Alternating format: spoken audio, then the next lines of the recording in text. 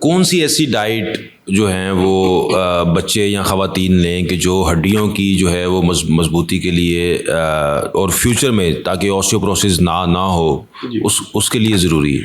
एक तो जी सबसे पहले तो मैं कहूँगा डेयरी प्रोडक्ट्स, ठीक है, वो ज़्यादा से ज़्यादा इस्तेमाल, दूध, दही, मक्खन और हाई प्रोटीन डाइट ले, ठीक है, और सैलड्स ले, और वेजिटेबल्स का प्रॉपर इस्तेमाल होना चाहिए। अवॉइड क्या करना चाहिए, ये फास्ट फूड्स जो है, ड्रिंक्स जो है, बर्गर्स और इस तरह की फ्राइड चीज़ें, ये इनको अवॉइड करना चाहिए।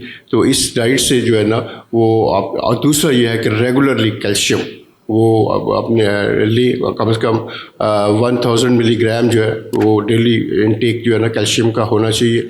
इस तरह विटामिन D3 का भी मतलब इंटरवल के साथ, नॉट रेगुलरली नहीं लेकिन इंटरवल के साथ विटामिन D3 भी लेते रहना चाहिए। और विटामिन D3 का लेवल भी चेक करवाना चाहिए लैब से, सो डैट के अब वो मॉनिटर होता रहे, अगर कम हो तो उसके सप्लीमेंट्स लें।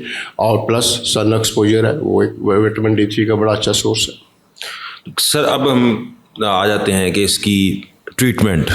अब जो ऐसी ख़वातीन जिनमें ऑस्टियोपोरोसिस हो चुका है और उनकी हड्डियां बार बार टूट रही हैं, क्या सर जो हड्डी ऑस्टियोपोरोटिक बोन जो है उसकी हीलिंग और आम बोन की हीलिंग में कोई डिफरेंस है सर? बहुत ज़्यादा डिफरेंस है जी। जब हड्डी टूटती है ना, एक तो ये है कि जो बूढ़े की हड्डी टूटती है, हिप जॉइंट टूटता है स्पेशली, तो समझा ही जाता है जी वो बाथरूम में गिर गया है या फ्लोर में कारपेट में उसका पाँव ट्रैप हो गया है तो वो गिर गया, तो गिर गया और गिरने की वजह से हड्डी टूटी है। हालांकि ऐसा नहीं होता। हड्डी इतनी सॉफ्ट और इतनी डेलिकेट होगी होती है कि वो खड़े खड़े टूट जाती है, और टूटने के बाद इंसान गिरता है तो वो समझता है शायद गिरने की वजह से टूटी है। मैम अक्सर जब ये लोगों को कहते हैं तो वो कहते हैं ऐसे कैसे तो होता यही है सर। और दूसरा आपका जो क्वेश्चन बड़ा अच्छा था, वैलिड क्वेश्चन था कि इसका फ्रैक्चर की हीलिंग और इसका ऑपरेशन, इसकी फिक्सेशन इंटायरली डिफरेंट है नॉर्मल बोन से, क्योंकि ये इतनी सॉफ्ट होती है और इसके अंदर हम प्लेट्स और स्क्रूज जब लगाते हैं उनका होल्ड ही नहीं आता, वो फिक्सेशन ही नहीं होती प्रॉपर।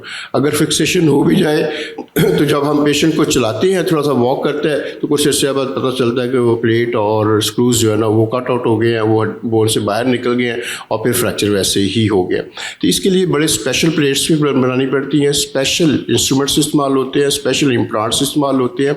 और ख़ास तौर पे जो हिप का फ्रैक्चर होता है ओल्ड एज में, उसको अगर हम फिक्स करें तो पेशेंट चल नहीं सकता। फिर जब चल नहीं सकता तो बेड रिडन होने की वजह से उसको bed source, chest infection, UTI, इस तरह के इतने इश्यूज होते हैं कि वो उसकी हेल्थ डिटीरियर होती है, तो अल्टीमेटली पेशेंट की ज़िंदगी को भी बचाना मुश्किल हो जाता है। अमूमन जो है वो 1 ईयर लाइफ एक्सपेक्टेंसी है। तो आजकल मैं एक सीरीज़ पूरी कर रहा हूँ कि वो हिप फ्रैक्चर्स जो बूढ़ों में होते हैं उनको बजाय हम प्लेट और नेल के साथ फिक्स करने के, जिसकी वजह से पेशेंट चल नहीं सकता, हम उसका जॉइंट चेंज कर देते हैं सर, जिसको हेमी आर्थोप्लास्टी कहते हैं, जॉइंट रिप्लेसमेंट कहते हैं।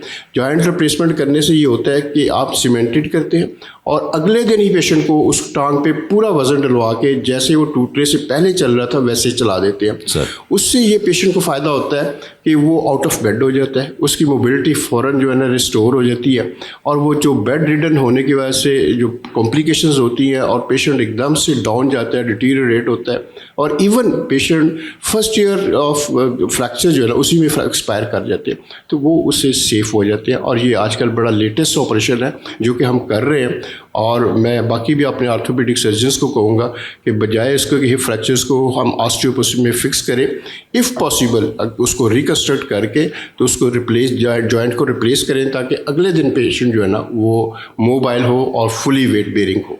सर बहुत शुक्रिया सर, थैंक यू।